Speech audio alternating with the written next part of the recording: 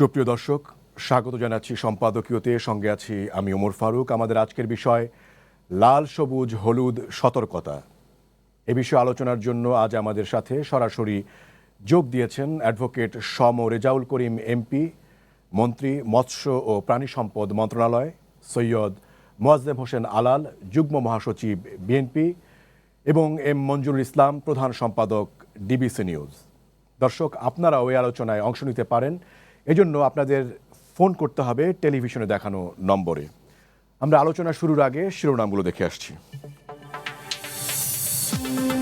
দেশে একদিনে করোনা ভাইরাসে আরও ৩০ জনের মৃত্যু, মোট সংখ্যা ছাড়ালো ৮০০, শনাক্ত ২,৮২৮। ঝুঁকি বিবেচনায় কক্সবাজার পৌরসভাকে রেড জোন ঘোষণা জেলা প্রশাসনের।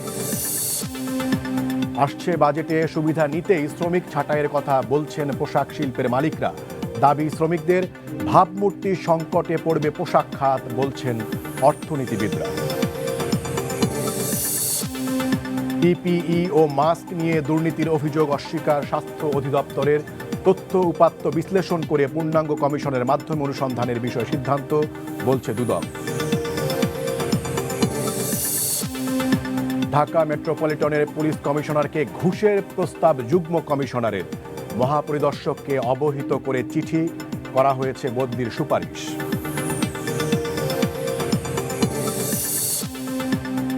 এবং রাজধানীর বাজারে মিলছে মধুমাসের ফল। সরবরাহ নিয়ে প্রাথমিক সংকট হলেও জমে উঠছে বাজার, অনলাইনেও মিলছে সাড়া।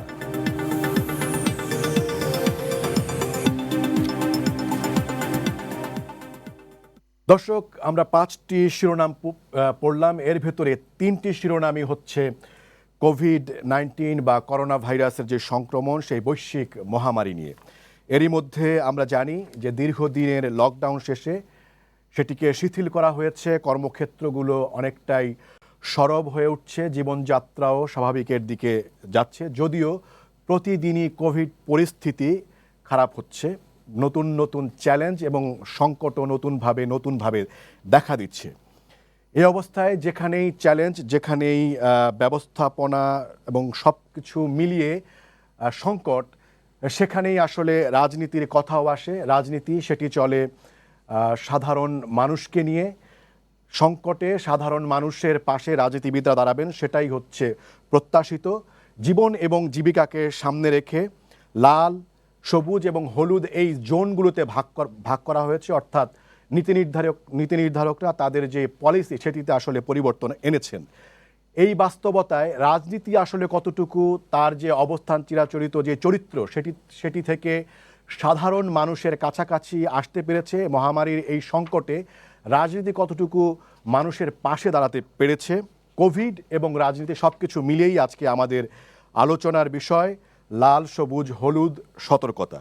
আমাদের আলোচনায় প্যানেলে 3 জন আছেন। আমি প্রথমেই মাননীয় মন্ত্রী অ্যাডভোকেট সম রেজাউল করিম আপনার কাছে আসতে চাই। সরকারের পক্ষ থেকে বলা হচ্ছে নানান ধরনের উদ্যোগ নেওয়া হচ্ছে, সরকারের নানা উদ্যোগ যেমনিভাবে প্রশংসিত হচ্ছে তেমনিভাবে সমালোচনাও করা হচ্ছে, কিন্তু রাজনৈতিক দল হিসেবে বাংলাদেশ আওয়ামী লীগ একটি বড় দল। রাজনৈতিক দল হিসেবে আওয়ামী লীগ আসলে এই বৈশ্বিক মহামারী এবং এই সংকটে কিভাবে ভূমিকা পালন করছে, এবং একজন মন্ত্রীর পরিচয়ের বাইরে আপনি নিজেও একজন রাজনীতিবিদ হিসেবে আপনি বা কতটুকু এই মহামারীতে ভূমিকা পালন করেছেন, মাননীয় মন্ত্রী?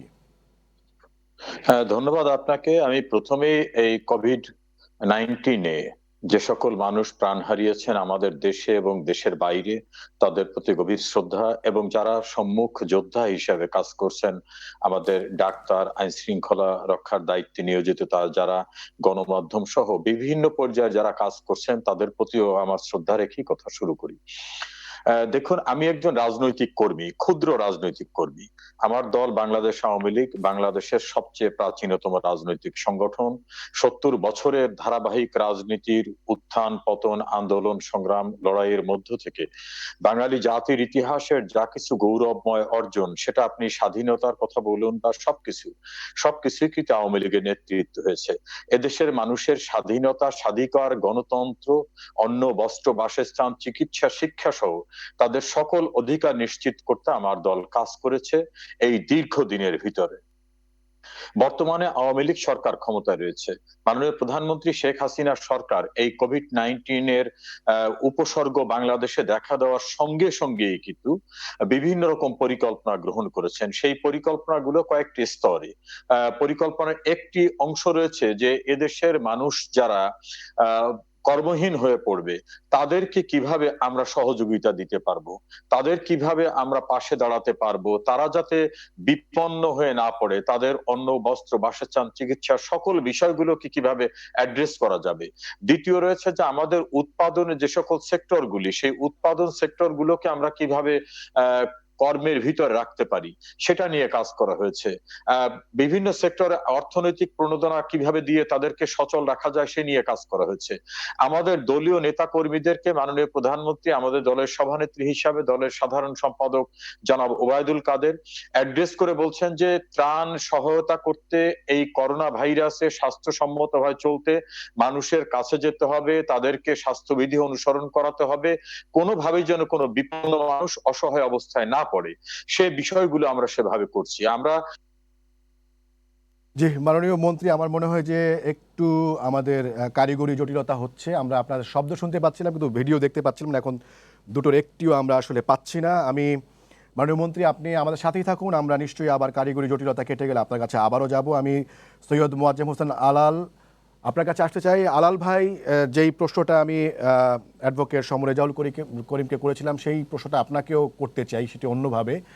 বিএনপি বাংলাদেশে একটি বড় রাজনৈতিক দল এবং এই সংকটে আমরা দেখেছি যে বিভিন্ন একদম ব্যক্তি পর্যায়ে অনেকে আসলে ত্রাণ নিয়ে নানাভাবে এগিয়ে এসেছেন। বিভিন্ন সংগঠন তারা এগিয়ে এসেছে এবং নতুন নতুন সংগঠন আমরা দেখেছি যে তারা এই সময়ে নতুনভাবে সংগঠিত হয়েছেন, নতুনভাবে তাদের জন্মই হয়েছে এই মহামারীকে সামনে রেখে।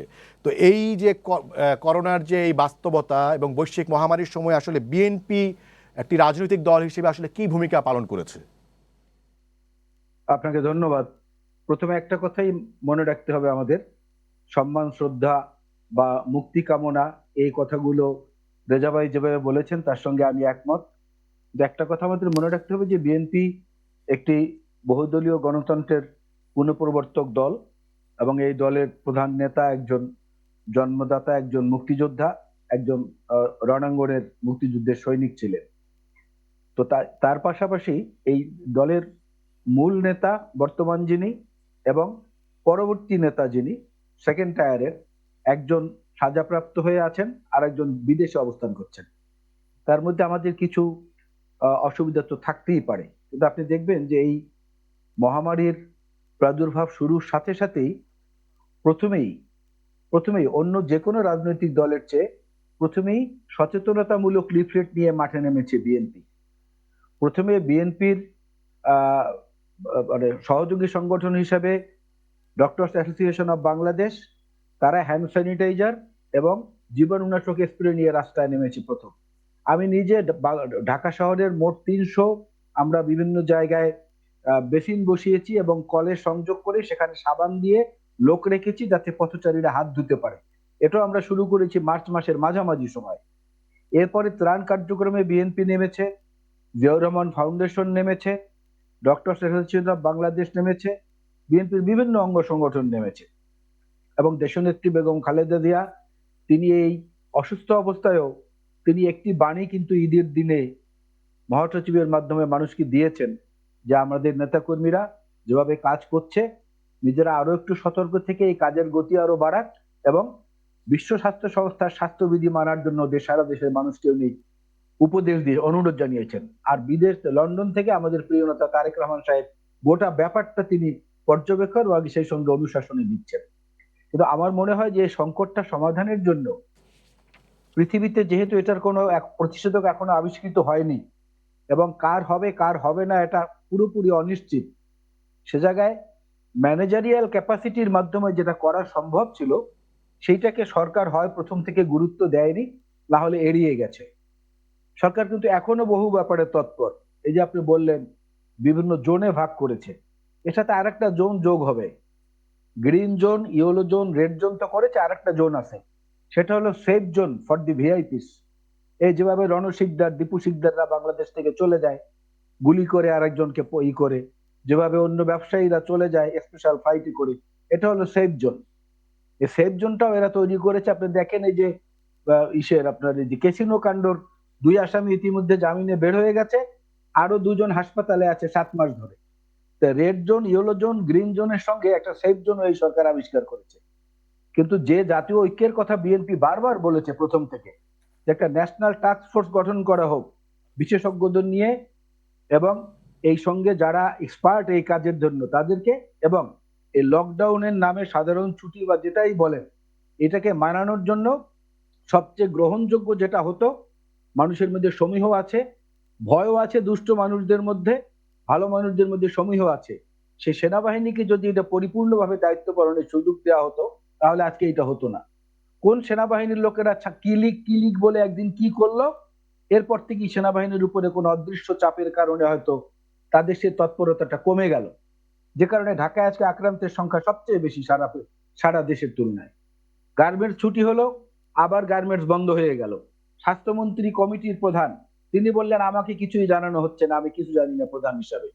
স্বাস্থ্য অধিদপ্তরের মহাপরিচালক বলেন যে আমিও তো কিছু জানি না, আমার মন্ত্রণালয়ে কি সিদ্ধান্ত হয়। এর মাঝখানে আবার রয়েছে এই যে ত্রাণ চুরি, পিপি, তারপরে গ্লাস, সানগ্লাস, তারপর অন্যান্য মাস্ক ইত্যাদি চুরি। এর মধ্যে এমন একটা অবস্থা দাঁড়িয়েছে, যেটুকু ভালো কাজ হচ্ছে কৃতিত্ব যাচ্ছে প্রধানমন্ত্রীর একার বাক্সে, আর খারাপ যা হচ্ছে সেটাও যারা খারাপটা করছেন তারাও স্তুতি বাক্য করে পরে প্রধানমন্ত্রীর প্রশংসা সেখানে করছেন যে উনি দেখছেন। কিন্তু দায়িত্বহীন কথাবার্তা বলে প্রথম থেকে যে এড়িয়ে যাওয়া হলো, স্বাস্থ্য সচিবকে কালকে পরিবর্তন করা হলো এতদিন পরে গতকালকে প্রথম প্রধানমন্ত্রী ঘোষণা দিলেন যে মেডিকেল টেকনোলজিস 1,000 আমরা নেব। এই এত বড় একটি দেশ, 16 থেকে 18 কোটি লোক সংখ্যা, আপনি জেনে অবাক হবেন যে আমাদের সরকারি কোনো আইসিইউ অ্যাম্বুলেন্স নাই বাংলাদেশে।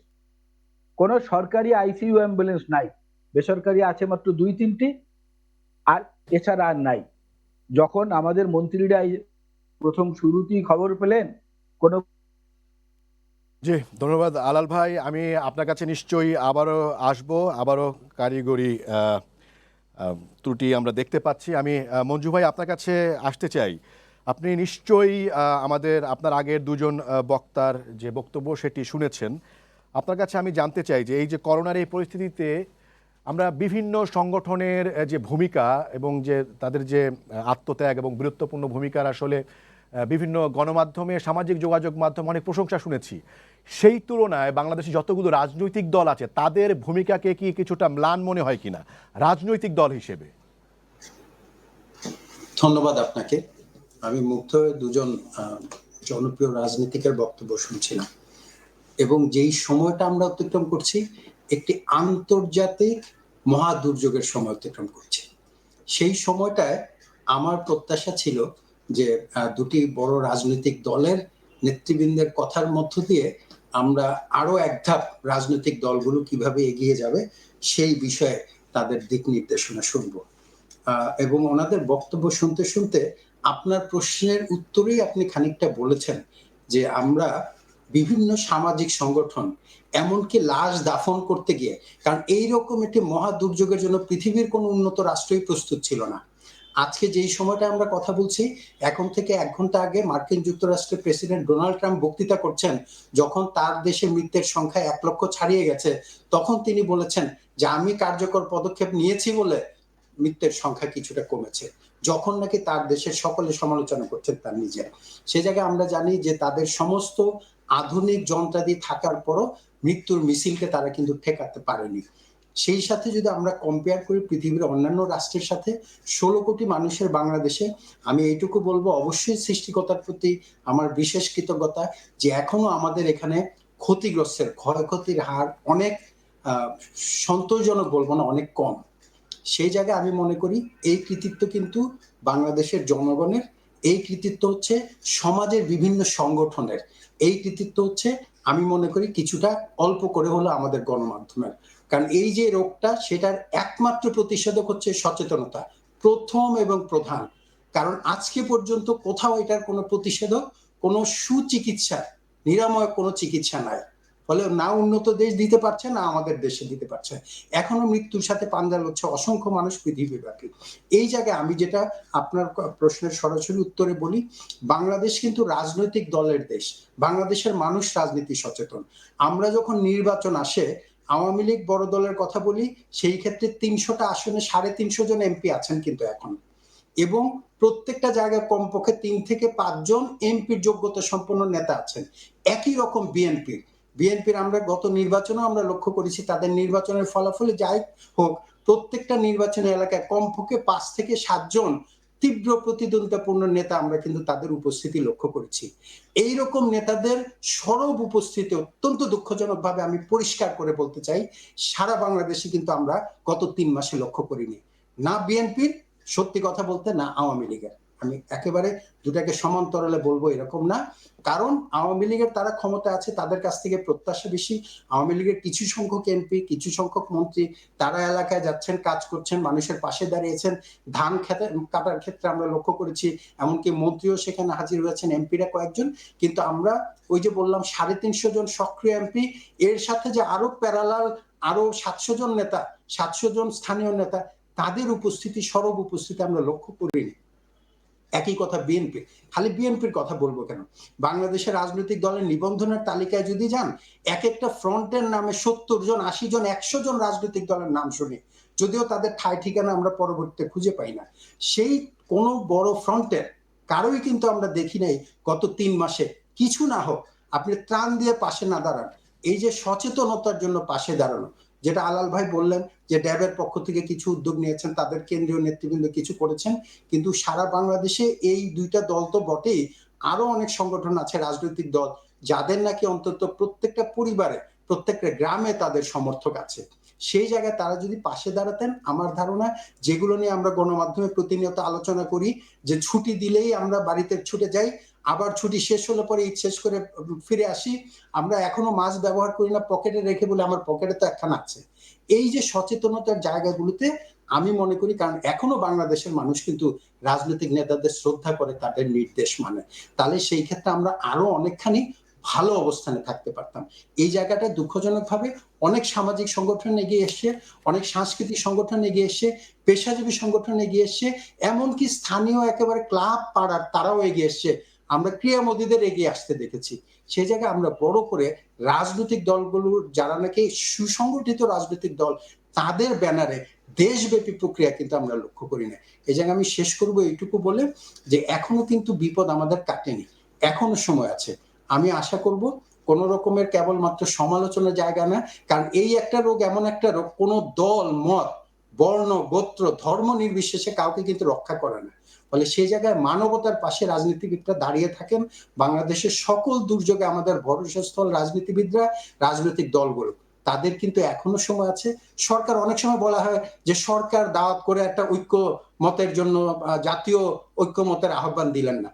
সরকার না দিল, ধরেন সরকারের আবার মূল দায়িত্ব কিন্তু সরকারের এই বড় দুর্যোগে, সরকারের বাইরে রাজনৈতিক দলগুলো তারা একত্রিত হয়ে একটা উৎসব, একটা কর্মসূচি নিয়ে, একটা জনসচেতনতামূলক কর্মসূচি নিয়েও তো এগিয়ে আসতে দেখিনি। ঘরে বসে দু একজন বিবৃতি দিচ্ছেন, আলাল ভাইয়ের মতো কয়েকজন যারা সক্রিয় রাজনীতিবিদ, যেই দলে করুন তারা মানুষের পাশে থাকেন, এরকম কয়েকজন ছাড়া আমি তো আলাল ভাইয়ের দলের মতো এরকম 10টা দলের আছে, 50 জনের নাম বলতে পারবো না যারা গণমাধ্যমে সক্রিয়, মানুষের পাশে। মঞ্জু ভাই, আপনাকে ধন্যবাদ। আপনার কাছে নিশ্চয়ই আবারও আসবো। আমি মাননীয় মন্ত্রী অ্যাডভোকেট সমর রেজাউল করিম আপনার কাছে আসতে চাই। মঞ্জু ভাই যেমনটি বলছিলেন যে কোভিড-19 এমন একটি রোগ, সেটি আসলে কোনো শ্রেণী দেখে না, কোনো ধর্ম এবং বর্ণ দেখে না।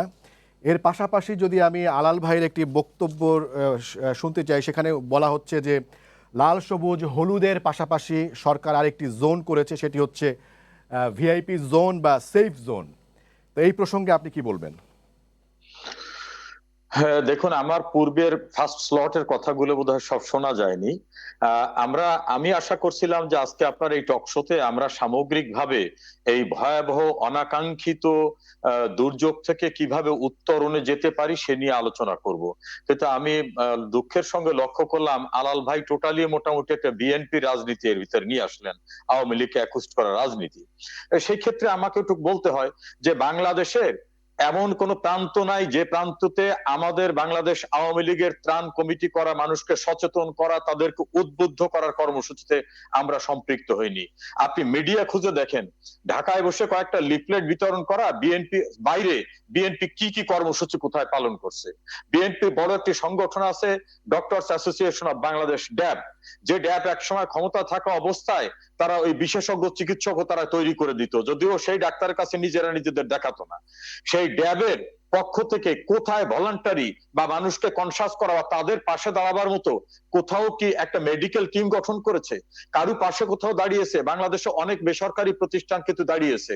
বিএনপির মতো এত বড় একটা সংগঠন, যার গ্রামগঞ্জ অর্গানাইজেশন আছে, বড় বড় প্রতিষ্ঠান আছে, তাদের বিখ্যাত বিখ্যাত বিশেষজ্ঞ ডাক্তার আছে, তারা কি একটা টিম করে কোথাও বলছে যে আসেন আমরা এখানে, আমরা ওই অনলাইনে আপনাদের কাছে সাজেশন দিতে পারতেছি, অথবা আমরা এখানে করতেছি, এখানে সেটা টেস্ট করতে পারবেন, বেসরকারি অনেকে টেস্ট করছে। বিএনপির উদ্যোগটা কোথায়? বরং আমাদের স্বাধীনতা চিকিৎসা পরিষদ, আমাদের দলের পক্ষ থেকে বিভিন্ন পর্যায়ের কমিটি, সর্বত্র আমরা কাজ করছি।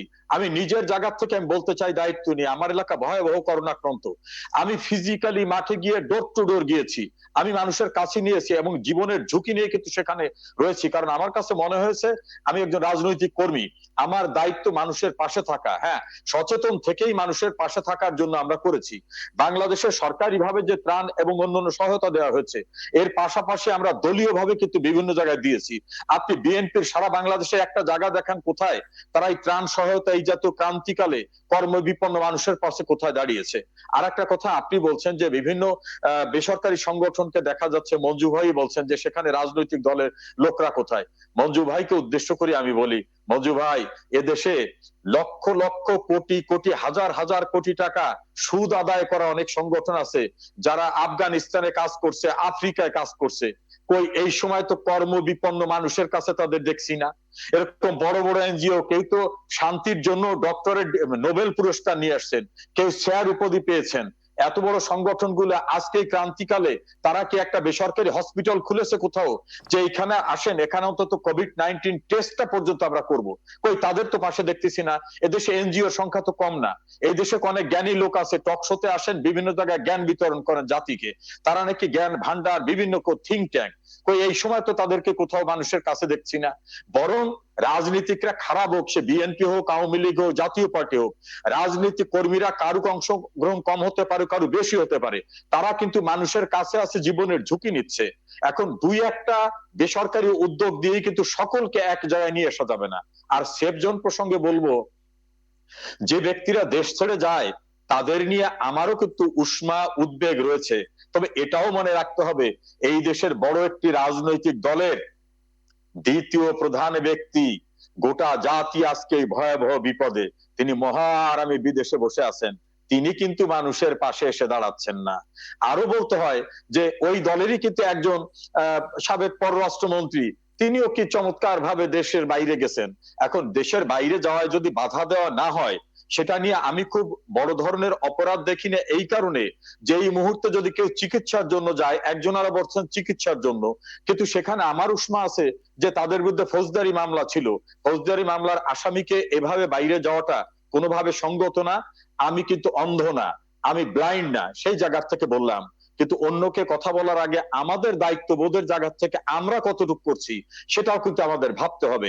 এখন দরকার সম্মিলিতভাবে সকলের সচেতনতা নিয়ে এগিয়ে আসা। মাননীয় মন্ত্রী, আপনাকে ধন্যবাদ। আপনার কাছে আমি আবারও আসবো আপনার কাছে। আমি সৈয়দ মোয়াজ্জেম হোসেন আলাল আপনার কাছে আসতে চাই। আপনি নিশ্চয়ই অ্যাডভোকেট সমরেজাউল করিমের বিভিন্ন প্রসঙ্গ শুনেছেন। তিনি বলছেন যে আপনারা আসলে রাজধানীতে বসে বিবৃতি এবং লিফলেট বিতরণের বাইরে এই বৈশ্বিক মহামারীতে, এই সংকটে তেমন কোনো ভূমিকা আসলে পালন করেননি। আপনি কি বলবেন?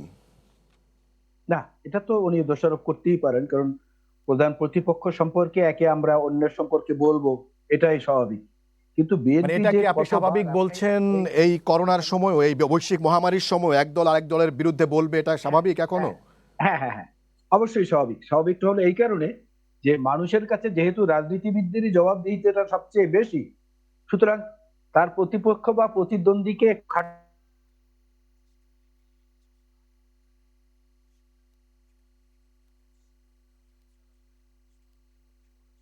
জি, আলাল ভাইয়ের ওখানে আবারও আমরা যাব। আমার মনে হয় যে এখানে কারিগরি আহ, সমস্যা হচ্ছে। আমি মঞ্জু ভাই আপনার কাছে আসতে চাই। সেটি হচ্ছে আপনি শুনলেন যে এই সময়েও আমরা আসলে পাল্টাপাল্টি বক্তব্য শুনতে পাচ্ছি। তো সেই জায়গাতে আপনি কি মনে করেন যে আমরা নানান বিষয়ে আমরা শুনি যে এই করোনা অনেক কিছু বদলে দিবে, হ্যাঁ, অর্থনীতি বদলে দিবে, স্বাস্থ্য বদলে দিবে, রাজনীতি দুই দুই প্রান্তের দুইজনের যেই বক্তব্য শুনলাম তাতে কি রাজনীতি বদলাবে কিনা সেটি আমি আপনার কাছে জানতে চাইব। আমরা মনে হয় আলাল ভাইকে আবারও পেয়েছি। আলাল ভাই যদি আবার কন্টিনিউ করেন। আমি আমি হ্যাঁ, আমি কন্টিনিউ করছি। আমি করছি এই কারণে যে যেটা রেজা ভাই বলার চেষ্টা করেছেন বা আমিও বলার চেষ্টা করেছি, আমি কিন্তু আওয়ামী লীগ বা বিএনপি বা কে কি করেছে এটা পর্যবেক্ষকরা দেখেছে, মিডিয়ার লোক আপনারা দুজন এখানে আছেন, মঞ্জু ভাই এবং আপনি দেখেছেন, সারা জাতি দেখেছে। আমি শুধু একটা উদাহরণ দিই। ঢাকা শহরে প্রথম প্রথম আপনার মিরপুরের ট্রলার বাগে কোভিড আক্রান্ত লোক মারা গেল, দুজন। সেইখানে সবচেয়ে কাছের হাসপাতালটা হলো আপনার ডেল্টা হাসপাতাল। সেখানে আমি নিজে গিয়েছি, ডক্টরস অ্যাসোসিয়েশন অফ বাংলাদেশের নেতাদেরকে নিয়ে পিপিই দিয়ে এসেছি, মাস্ক দিয়ে এসেছি, এবং সেই করোনা ওয়ার্ডে আমাকে ঢুকতে দেওয়া হয়নি, বাকি ওয়ার্ড গুলো আমি ঘুরে ঘুরে দেখে এসেছি। আমাদের ছাত্র দলের ছেলেটা ধান কেটে দিয়েছে, অনেক কিছু করেছে, বিশ্লেষণে আমি যাব না। আমি শুধু বলি যে আহ্বানটা যে বিএনপির পক্ষ থেকে বারবার কথা করা হচ্ছে, বিশেষজ্ঞদের নিয়ে একটা টাস্ক ফোর্স গঠন করা হোক, এবং সেনাবাহিনী সহ আইন শৃঙ্খলা বাহিনী ফ্রন্ট ফাইটার যারা আছে তাদেরকে আরো একটু বেশি ক্ষমতা দিয়ে, যেহেতু আমরা বুঝতে বুঝতে চাচ্ছি না, সচেতন হচ্ছি না, সচেতন করার মতো কৌশলী এবং আরো কিছু পদক্ষেপ নেওয়া যেতে পারতো। সেইটার ব্যাপারে সরকার কেন যেন একটু দুর্বলতা দেখাচ্ছে, এটাই বলছি আমি। আপনি দেখেন সর্বশেষ যে যে স্ট্যাটিস্টিক্সটা আমাদের কাছে এসেছে, লন্ডনের ইম্পেরিয়াল কলেজ অফ মেডিসিন, তারা বলেছে যে এই মাসের শেষ দিকে ভয়ঙ্কর অবস্থা ধারণ করতে পারে বাংলাদেশে। কারণ এখন পর্যন্ত যে পরিসংখ্যান আমাদের কাছে, তাতে একজন আক্রান্ত থেকে 1.59, অর্থাৎ 1.59 জন আবার আক্রান্ত হচ্ছেন, তার থেকে 250 জন আক্রান্ত হচ্ছেন, 250 জন থেকে 500 জন আক্রান্ত হচ্ছেন। এইভাবে করতে করতে দেখা গে ওনারা সেই বিশ্লেষণে দেখিয়েছেন যে এই 30 থেকে 40 হাজারের সময় লেগেছে মাত্র 6 দিন, শনাক্তের সংখ্যা 40 থেকে 50 হাজারে পৌঁছতে সময় লেগেছে মাত্র 5 দিন। সেটির উপরে যদি ভিত্তি করে দেখা যায়, তাহলে দেখা যাবে যে বাংলাদেশে ওই রকম হাসপাতালও নাই, অক্সিজেনের সেই সেন্ট্রালাইজ সিস্টেমটাও নাই। এইটার ব্যাপারে সরকারকে আরো উদ্যোগী হওয়া জি, উচিত। আলাল ভাই, মানে স্বাস্থ্য কি সচিবকে সরানো মানে হলো। কি করা উচিত, কার কি করা দরকার সেইটা বলা এবং সমালোচনা করা অনেক সহজ বলেই অনেকে মনে করেন। এবং আপনার আমাদের প্যানেলে যে আপনি ছাড়া আরো যেই দুইজন বক্তা আছেন তারা বলছেন যে একটি রাজনৈতিক দল হিসেবে আসলে বিএনপি নিজেই অনেক কিছু করিয়ে দেখাতে পারতো। আমরা বিভিন্ন সময়ে মানে রাজনীতি যখন খুব গরম থাকে, রাজনীতির মাঠ যখন খুব গরম থাকে, বিএনপি এবং অন্যান্য রাজনৈতিক দলগুলোকেও দেখি যে তাদের সমমনা দলগুলোকে ডেকে সংলাপ করা, নানান ধরনের জোট করা, পাল্টা জোট করা, কাকে নিয়ে কি করলে কতটুকু বেশি কার্যকর হবে ভোটের মাঠে, সেগুলি আমরা দেখি। কিন্তু এই বৈশ্বিক মহামারীর এই মহা সংকটের সময় রাজনৈতিক দলগুলোর তো সেই ধরনের কোনো দৌড়ঝাঁপ আমরা দেখলাম না। না, রাজনৈতিক দল হিসেবে আপনি আপনি কি দেখেছেন সেটা একটা ভিন্ন প্রেক্ষিত। কারণ এখনো তো আজকেও আজকেও কোন মহিলা সাইবার সিকিউরিটি অ্যাক্টে গ্রেফতার হয়েছেন, প্রধানমন্ত্রীর সম্পর্কে কটূক্তি করেছেন। এখনো নিয়মিত বন্দুক যুদ্ধে নিহত হচ্ছে মানুষ, এখনো কোথাও কোনো কোনো মন্ত্রীর সমালোচনা করলেই তাকে গ্রেফতার করা হচ্ছে। এই নিপীড়ন নির্যাতন গুলো কিন্তু আছে। বিএনপির ডাক্তাররা, ডক্টরস অ্যাসোসিয়েশন অফ বাংলাদেশ এবং জিয়াউর রহমান ফাউন্ডেশন প্রথম সারা বাংলাদেশে, বিশেষ করে ঢাকা, চিটাগাং এবং মহানগর গুলোতে, বিভাগীয় শহরগুলোতে তাদের ডাক্তারদের নাম দিয়ে, সেখানে তাদের নাম্বার দিয়ে, তারপরে প্রতিদিন সেখানে টেলিমেডিসিনের ব্যবস্থা করেছেন এবং মানুষকে ইনভাইট করেছেন এরকম ভার্চুয়াল টকশোর মাধ্যমে। কার কি সমস্যা বলেন, আমরা দিচ্ছি। এরকম অন্তত 300 ডাক্তার আমাদের ডক্টরস অ্যাসোসিয়েশন অফ বাংলাদেশ এবং জিয়াউর রহমান ফাউন্ডেশন, যেটা স্পন্সর করেছেন জনাব তারেক রহমান সাহেব, তারা নিয়মিত এটা করেছেন। আমরা কিন্তু স্বাধীনতা চিকিৎসক পরিষদের পক্ষ থেকে এমনটা দেখিনি। এই জন্য বলেছিলাম যে এই শক্তিগুলোকে সমন্বয় করার আহ্বানটা বা দায়িত্বটা সরকারের। তারপরও যদি বিএনপি সেখানে আন্তরিকতা না দেখায়, তখন সেটাকে দোষারোপ করা যায়। 14 বছর ক্ষমতার বাইরে থেকে প্রচন্ড তাণ্ডবের শিকার হয়ে, নির্যাতনের শিকার হয়ে একটা দল আর কি দেখাতে পারে এর চেয়ে বেশি আমরা তো জানি না। জালাল ভাই, আপনি সামর্থ্য সেফ নিয়ে জোনের কথা বলেছেন, সেখানে অ্যাডভোকেট রেজাউল করিম বলেছেন যে আপনাদের একজন সাবেক পররাষ্ট্রমন্ত্রী নিজেও আসলে আপনি যেটিকে সেফ জোন বলছেন সেই সুবিধা নিয়ে আসলে বিদেশে চলে গিয়েছেন, আপনি কি বলবেন? হ্যাঁ, ওইখানে রেজা ভাই একটু বোধহয় মানে বিচ্যুতি ঘটিয়েছেন, ইনফরমেশন গ্যাপ আছে। ওই ব্যক্তি কিন্তু বিএনপি থেকে পদত্যাগ করেছেন আরো 6 মাস আগে। সাবেক পররাষ্ট্রমন্ত্রী ঠিক আছে, কিন্তু 6 মাস আগে পদত্যাগ করেছেন। এখন যদি আমি আবার বলি যে জাহিদ মালিক সাহেব, যিনি ডেঙ্গুর সময় একবার বলেছিলেন, মালয়েশিয়া বেড়াতে গিয়েছিলেন, প্রধানমন্ত্রীর ধমকে দেশে আসলেন, আসার পরে বললেন ডেঙ্গু নিয়ে এত আলোচনা কেন, সাপের কামড়ে কত লোক মারা যায়, পানিতে ডুবে কত লোক মারা যায়, খালি ডেঙ্গুতে মারা যায়, এটা নিয়ে এত সমালোচনা কেন? সেই লোকের মন্ত্রণালয় পরিবর্তন হয় না, কিন্তু এমন কথা রয়েছে মানুষের মধ্যে, এই মিডিয়ার আপনাদের কাছে রয়েছে, যে সমাজ রেজাউল করিম দুর্নীতির বিরুদ্ধে খড়গহস্ত হয়েছিল, সেই জন্য একটি কায়েমি স্বার্থীবাদী মহল তাকে ওখান থেকে সরিয়ে প্রাণী সম্পদ মন্ত্রণালয় দিয়েছে। এমন কথা আছে না? সোশ্যাল মিডিয়ায় আছে না? আমরা কি কাউকে স্পেশালি ফ্যাসিলিটি দিতে চাই? মানুষ সরকারের ভুলটা ধরিয়ে দিতে চাই এবং দেখাতে চাই যে এই এই জায়গাগুলো আপনার রিপেয়ার করার সুযোগ আছে। আমাদের যেটুকু আছে সামর্থ্য নিয়ে সেটা তো আমরা করছি, আরো আমরা এটাকে বাড়াবো যত তাড়াতাড়ি সম্ভব। আপনি দেখেন এই যে 18ই মার্চে প্রথম মৃত্যুর খবর এসেছে, 6 এপ্রিল থেকে 9 মের মধ্যে মৃত্যু ছিল 10-এর মধ্যে, 10 থেকে 17ই মে দৈনিক মৃত্যু হচ্ছে 11 থেকে 19, 18 থেকে 30 মে প্রতিদিন 20 থেকে 28, 31 থেকে 4 জুন মৃত্যু 35 থেকে 40। এইভাবে যদি চলতে থাকে, আল্লাহ না করুক, হসপিটালেই তো জায়গা হবে না আমাদের, তখন কে কার দোষারোপ করব, কার ত্রুটি করব? এজন্য অবিলম্বে একটা জাতীয় টাস্ক ফোর্স গঠন করে সেখানে মিডিয়া ব্যক্তিত্ব থাকবে, চিকিৎসক বিশেষজ্ঞ থাকবে, বাইরে আমাদের রিপেট্রিওর যে সমস্ত চিকিৎসকরা আছেন তাদের সহায়তা থাকবে, সেখানে আইন শৃঙ্খলা বাহিনী সহ সেনাবাহিনী থাকবে, থেকে তাদেরকে দিয়ে একটা কড়া ব্যবস্থা নেওয়ার চিন্তা করা যায় কিনা সেটা জি, অবিলম্বে আলাল ভাই গ্রহণ আপনাকে করা উচিত ধন্যবাদ, বলে আমি আপনি মনে করি। আমাদের সাথেই থাকুন, আপনার কাছে নিশ্চয়ই আসবো।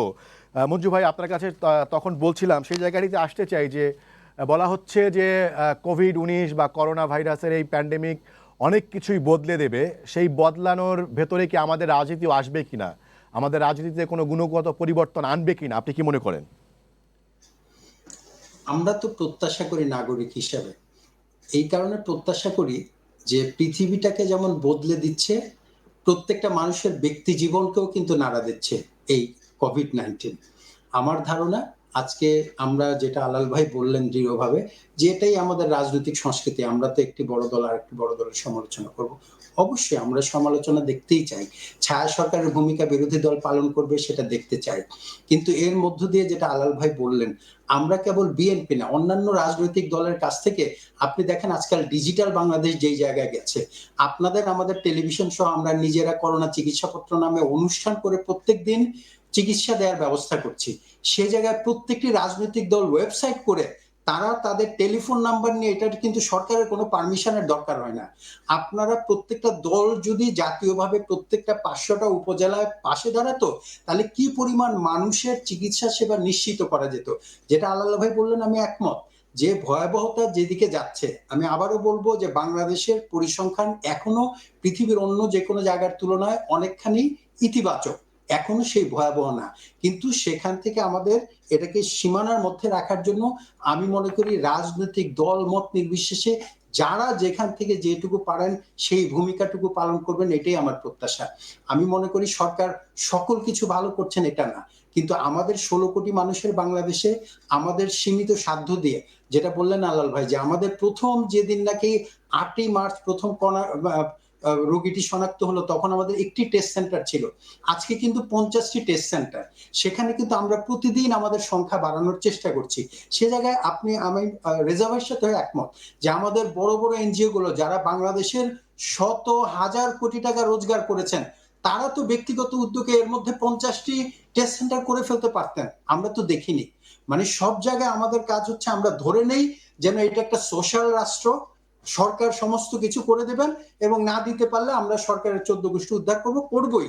কিন্তু আমি যদি আজকে মরে যাই, আমার তো সরকারের সমালোচনা বা রাজনৈতিক দলের সমালোচনার অবস্থাও থাকবে না। সে জায়গায় আমি মনে করি এইটা একটা নতুন মাত্রা যোগ করে দিয়েছে, কেবল রাজনৈতিক দলের না, বাংলাদেশের অর্থনীতির উপর দাঁড় করিয়ে যারা হাজার হাজার কোটি টাকার মালিক হয়েছেন, প্রত্যেকের দায়িত্ব এই সময় ঋণ শোধ করার। ঋণ শোধ করার এই সমাজের প্রতি, ঋণ শোধ করার এই মানুষের, দরিদ্র মানুষের প্রতি, ঋণ শোধ করবার তার রাষ্ট্রের প্রতি। আমার ধারণা এই জায়গায় রাজনৈতিক দলগুলোর এক ধরনের ঐক্যবদ্ধ প্ল্যাটফর্ম চাই, এবং সেটা নট নেসেসারি যে ঘোষণা দিয়ে হতে হবে। প্রত্যেক রাজনৈতিক দলের সমর্থকরা অথবা রাজনৈতিক দলের বাইরে যারা আছেন তারা আসেন না, এসে বলেন, ঘোষণা দেন। আমরা তো দিয়ে দেখেছি যে বিজেএমই তারা তাদের টেস্ট সেন্টার সিস্টেম তৈরি করেছেন, বেসরকারি উদ্যোগে কিছু হাসপাতাল টেস্ট সেন্টার করেছেন, প্রাইভেট বিশ্ববিদ্যালয়গুলো, সরকারি বিশ্ববিদ্যালয়গুলো চেষ্টা করেছেন। এইরকম উদ্যোগ নেওয়ার কিন্তু এখনো সময়। তার কারণ WHO যেটা বলছে যে এই করোনার ভয়াবহতা নিয়ে আমাদের আরো অনেক দিন বাঁচতে হবে। আমরা এখনো যদি ছিদ্রান্বেষণে ব্যস্ত থাকি তাহলে কিন্তু দেখা যাবে যে কম্বল থাকবে না, আমরা পশম বাঁচতে শুরু করতে পারি। আমাদের নিজের জীবন থাকবে না, হয়তো সমালোচনা করে যেতে পারবো। সেই জায়গায় আমি মনে করি আপনাদের প্রস্তাবগুলো নিয়ে সামনে আসেন, আপনারা বলেন বিরোধী দলের যদি প্রস্তাব থাকে যে এই জায়গায় আপনারা কারেক্ট করতে পারেন, সেই জায়গায় সরকার কি করেন আমরা প্রচার করব, আমরা বলবো সরকার এইটুকু করছেন, এইটুকু করছেন না। এবং একই সাথে অন্যান্য যারা চিকিৎসা সেবার সাথে জড়িত, আমরা কিন্তু আবারও দেখি সরকার প্রণোদনা দিয়েছেন সরকারি হাসপাতালগুলো, বেসরকারি হাসপাতালগুলো কি দায়িত্ব পালন করছেন। আমরা দেখলাম মাত্র কদিন আগে বেসরকারি অত্যন্ত নামি দামি হাসপাতাল করুণ ভাবে 5টি প্রাণ ঝরে গেল। তার মানে হচ্ছে তারা তো দীর্ঘদিন ব্যবসা বাণিজ্য করে এসছেন। এই যে এই সমস্ত মানসম্মত ভাবে হাসপাতাল করে চিকিৎসা সেবা নিশ্চিত করা, অর্থনৈতিক দিক থেকে তো কেউ খরচ কম নেন না, ফিটা কম নেন না। সেই জায়গাগুলোতে যার যার দায়িত্বটুকু পালন করবেন, আমি বিশ্বাস করি তাহলেই আমরা কেবলমাত্র এই ভয়াবহ সংকটের মধ্যে মঞ্জু ভাই, মোটামুটি শান্তি। আপনাকে ধন্যবাদ। আপনার কাছে নিশ্চয়ই আমরা সময় পেলে আবারও আসবো। আমি মাননীয় মন্ত্রী আলাল ভাই যেন কিছু একটা বলতে চাচ্ছেন, উনি আঙুল তুলেছেন। জি আলাল ভাই, আপনি যোগ করতে চাইলে করেন, তারপরে আমি মন্ত্রীর কাছে যাব।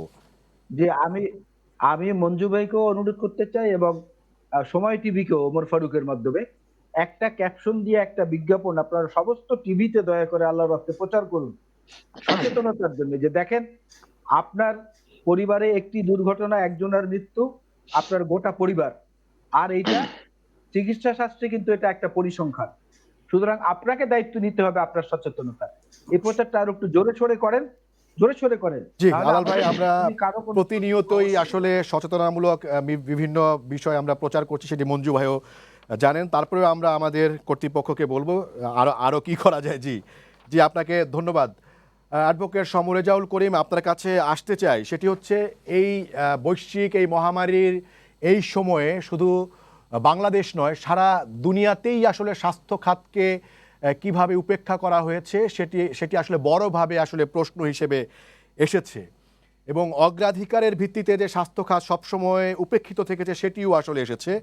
এবং সেটিকে সামনে রেখে বলা হচ্ছে যে, বিশেষ করে আলাল ভাইও বললেন, বিএনপির পক্ষ থেকেও বলা হচ্ছে, এবং এর আগে গণমাধ্যমেও খবর বেরিয়েছে যে বাংলাদেশে একটিও সরকারি আইসিইউ নেই, সেটি আসলে বলা হচ্ছে, অর্থাৎ স্বাস্থ্য খাতকে উপেক্ষা করা হয়েছে। এর পাশাপাশি যদি আলাল ভাইয়ের আরেকটি প্রসঙ্গ যিনি বলেছেন যে বর্তমান এই করোনা পরিস্থিতিতে ভূমিকা বিবেচনায় বিশেষ করে স্বাস্থ্য মন্ত্রণালয়, স্বাস্থ্য অধিদপ্তরের বিভিন্ন জায়গায় বিভিন্ন ধরনের পরিবর্তন আনা হয়েছে, কিন্তু ওই খাতের সর্বোচ্চ ব্যক্তিকে কেন এখন রেখে দেওয়া হয়েছে সেটি নিয়ে তিনি প্রশ্ন তুলেছেন।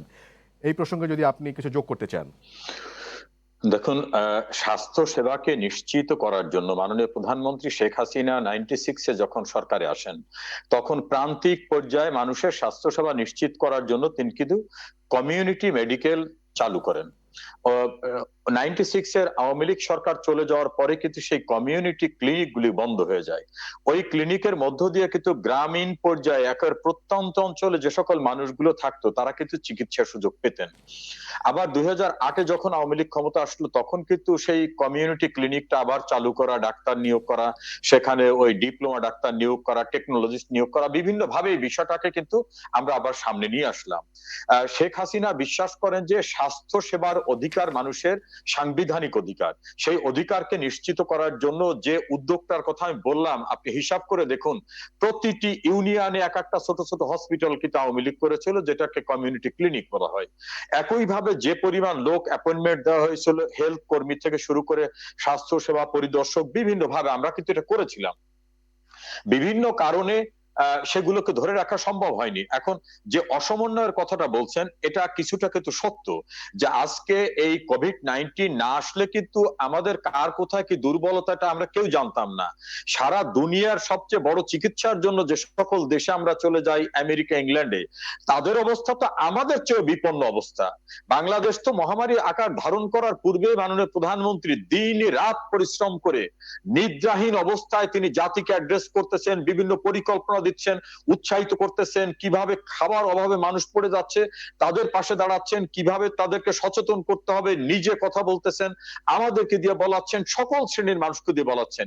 এই ক্ষেত্রে সরকারের স্বচ্ছতার কোনো ঘাটতি নাই। কিন্তু কোভিড এর এই সিচুয়েশন হবে এটা কি আমরা কেউ জানতাম? এখন ধরেন কোভিড এর জন্য যে মেশিনারিজ লাগবে, সেই ইনস্ট্রুমেন্ট যেসব দেশ তৈরি করে তারা নিজেরাই তো তাদের সাফিসিয়েন্ট ইনস্ট্রুমেন্ট দিতে পারছে না, তারা আমাদের দেশে সাপ্লাই দেবে কি? আর আমরা আনার জন্য যখন উদ্যোগ নিয়েছি, রাতারাতি কিন্তু এটা তৈরি করা সম্ভব নয়। এটা কোনো খাদ্যদ্রব্য না যে রাতের ভিতর তৈরি করা যাবে। এই কোভিড কে ফেস করার জন্য যে সকল মেশিনারিজ দরকার, অক্সিজেনের জন্য, টেস্টের জন্য, সেই মেশিনারিজ কিন্তু হঠাৎ করে তৈরি করা সম্ভব না। অনেক দেশে কিন্তু আমরা বলার পরে তারা বলছে যে আমার দেশের চাহিদা আমি মিটাতে পারতেছি না, তোমাদের দেবো কিভাবে? কিন্তু তারপরে মাননীয় মন্ত্রী, মানে স্বাস্থ্য খাতে এই এই কোভিডের সময় পিপি মাস্ক নিয়ে যে দুর্নীতির কথা বলা হচ্ছে, মানে সেটি থেকে কি রাজনীতি কি দায় এড়াতে পারে কিনা? না, দায় এড়াতে পারে না। আমি যখন একটি মন্ত্রণালয়ের দায়িত্বে ছিলাম, গণপূর্ত মন্ত্রণালয়ে ছিলাম, এফআর টাওয়ারের অগ্নিকাণ্ডের ঘটনায় তদন্ত করে ৬২ জন ব্যক্তির বিরুদ্ধে অভিযোগ আসছিল। এডিশনাল সেক্রেটারি র্যাঙ্কের অফিসার ছিলেন, আমি কিন্তু কাউকে ছাড় দিইনি। রূপপুর পারমাণবিক বিদ্যুৎ কেন্দ্রের বালিশ ক্রয় সংক্রান্ত অভিযোগে ৩০ জনের বিরুদ্ধে অভিযোগ আসছিল, আমি কিন্তু একজনকেও ছাড় দেইনি। আমি মনে করি রাষ্ট্রের সম্পদকে কোনোভাবে বেহাত করার সঙ্গে তিনি যে জড়িত থাকবেন, তিনি মন্ত্রী, সচিব, স্টাফ অফিসার যেই থাকুন না কেন, কেউ ন্যূনতম কোনো অনুকম্পা পেতে পারেন না। আমি যখন তাদের বিরুদ্ধে ব্যবস্থা নিয়েছিলাম, সেটাও কিন্তু মাননীয় প্রধানমন্ত্রী শেখ হাসিনা বলেছিলেন যে কাউকে ছাড় দেবে না, কারণ উনি দুর্নীতির ব্যাপারে কঠোর জিরো টলারেন্সের কথা বলেছিলেন। এজন্য আমার পক্ষে নেওয়া সম্ভব হয়েছিল। আজকে আমি করি মাস্ক থেকে শুরু করে অন্যান্য যে সকল অভিযোগ আসছে, সেই সকল অভিযোগ খতিয়ে দেখা উচিত। একটি সিন্ডিকেট রয়েছে, আমার কাছে বিভিন্ন রকম অভিযোগ রয়েছে যে এই সিন্ডিকেট স্বাস্থ্য খাতকে তারা মোটামুটি একটা মনোপলি জায়গার ভিতর থেকে তাদের এই ভয়াবহ করোনার, মানে করোনার সময় তারা ব্যবসা ছাড়া অন্য কিছু বুঝতেছে না। এদেরকে মানুষ না বলে আমি প্রায় বলার চেষ্টা করি যে নামের সঙ্গে অশব্দটা যোগ করে অমানুষ বলা উচিত। এবং এই জাতীয় ঘটনায় যারা জড়িত থাকে, তিনি আমার দলের হন, তিনি বিএনপির হন, তিনি জাতীয় পার্টির হন, সঙ্গে অমানবিক এত বড় জঘন্য ঘটনা যারা ঘটায়, তারা কোন রকম কনসিডারেশন পেতে পারে না রাষ্ট্রের কাছ থেকে, এবং আমার বিশ্বাস তারা কোন রকম কনসিডারেশন পাবেন না। এখন রাষ্ট্রীয় পলিসির ক্ষেত্রে কে সচিব কোথায় থাকবেন, কে মন্ত্রী কোথায় থাকবেন, কাকে দিয়ে কোন মন্ত্রণালয় চালাবেন, এটা কিন্তু অ্যাবসলিউটলি প্রেরোগেটিভ মাননীয় প্রধানমন্ত্রীর। তার ওয়াইজডম থেকে তিনি যেভাবে বিবেচনা করেন সেটা করবেন। তবে আমার এটুকু অভিজ্ঞতায় বলতে পারি যে কোন দুর্নীতিকে মাননীয় প্রধানমন্ত্রী শেখ হাসিনা ছাড় দেন না। যারা এই স্বাস্থ্য খাতের এই জাতীয় ঘটনায় জড়িত মর্মে মানে প্রাইম এফিসি পাওয়া যাবে, নিশ্চয় তারা কঠিন অবস্থার মুখোমুখি হবেন, এটা আমার বিশ্বাস। মাননীয় মন্ত্রী, আপনাকে ধন্যবাদ, আপনি আমাদের সাথেই থাকুন। আমি সৈয়দ মোয়াজ্জেম হোসেন আলাল আপনার কাছে আসছি। আপনি আপনার বক্তব্যে প্রতিবারই আসলে বিভিন্ন পরিসংখ্যান দিয়ে ঘটনা কতটা ভয়াবহর দিকে যাচ্ছে পরিস্থিতি, সেটি আপনি তুলে ধরার চেষ্টা করেছেন, এবং সেই প্রেক্ষিতেই আমি আপনাকে প্রশ্ন করতে চাই, সামনের পরিস্থিতিকে নিয়ে যেখানে বলা হচ্ছে যে আসলে রাজনৈতিক দলগুলোর আরও বেশি অংশগ্রহণমূলক হওয়া দরকার, সেটিকে মাথায় রেখে বিএনপি সামনে কিভাবে আরও বেশি সক্রিয় হবে, বা সেই ধরনের কোনো কর্মসূচি আপনাদের আছে কিনা? আরও বেশি মানুষের পাশে দাঁড়ানোর ক্ষেত্রে নতুন কোনো কর্মসূচি আপনাদের আছে কিনা, সেটা আমি জানতে চাচ্ছি। হ্যাঁ, কর্মসূচি আমাদের আছে এবং সেই কর্মসূচিগুলো আমরা চালিয়ে যাচ্ছি। যেমন আমাদের যে জাতীয় করোনা পর্যবেক্ষণ এবং রিপোর্ট প্রদান একটি কমিটি হয়েছে, আপনারা জানেন, সেখানটায় আমিও আছি একজন সদস্য হিসাবে। সেটা বিভাগীয় পর্যায় থেকে আমাদেরকে কমিউনিকেট করা হচ্ছে, বিভাগ যাচ্ছে জেলায়, জেলা যাচ্ছে থানায়। সেখানে প্রকৃত হাসপাতালে বেডের সংখ্যা কত, প্রকৃত আক্রান্ত বা আক্রান্তের উপসর্গ নিয়ে কতজন আছেন, এবং সেখান থেকে মারা গেছেন কতজন আছেন, সুস্থ হয়েছেন কতজন আছেন, এই পরিসংখ্যানগুলো আমরা জোগাড় করছি। জোগাড় করে আমরা কিন্তু ওই যে ডক্টরস অ্যাসোসিয়েশন অফ বাংলাদেশ এবং জিয়াউর রহমান ফাউন্ডেশন, তাদের মাধ্যমে এগুলাকে আরো বেশি নার্চার করার জন্য আমাদের সেই ওয়েবসাইট দিয়ে ডাক্তারদের টেলিমেডিসিনের যে সিস্টেম, অ্যাডভাইজের যে সিস্টেম মেডিকেল ট্রিটমেন্টের, সেটা আরো অধিক সংখ্যক ডাক্তারকে আমরা নিয়োগ করেছি।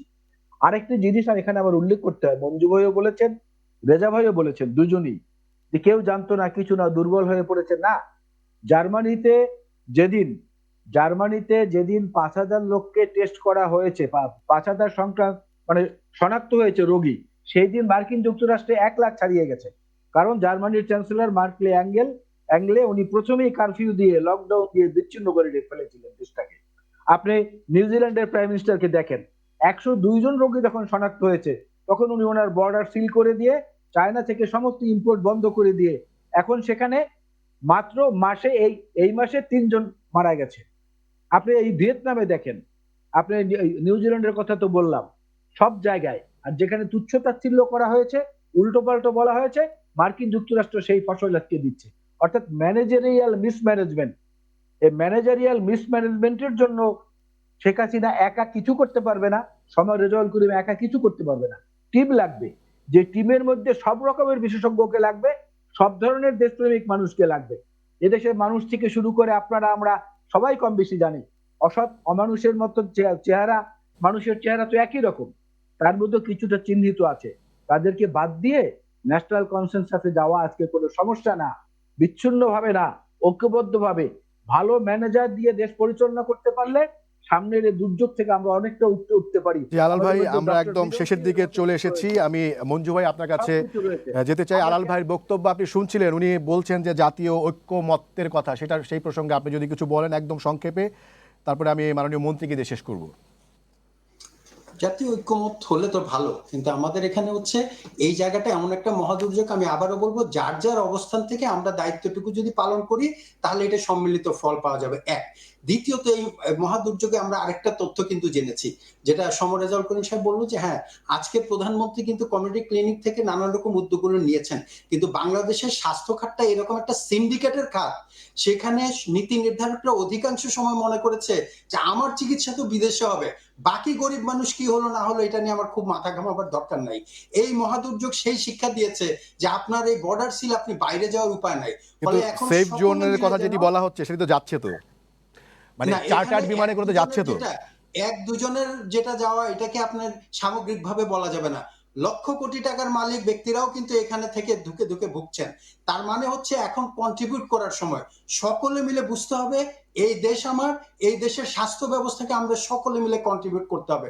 আর বিনীতভাবে আমি এইটুকু বলতে চাই যে আমাদের জনপ্রতিনিধিরা কাজ করবেন, কারণ মাননীয় প্রধানমন্ত্রী দিনরাত পরিশ্রম করছেন, মাননীয় সাধারণ সম্পাদক আওয়ামী লীগের উনিও বলেছেন জনপ্রতিনিধিরা আরো কিভাবে সম্পৃক্ত হবেন। সরকারি দল যেমন করবে, বিরোধী দল আমি মনে করি দৃশ্যমান তাদের উদ্যোগটা কিন্তু আরেকটু সক্রিয় হওয়া দরকার।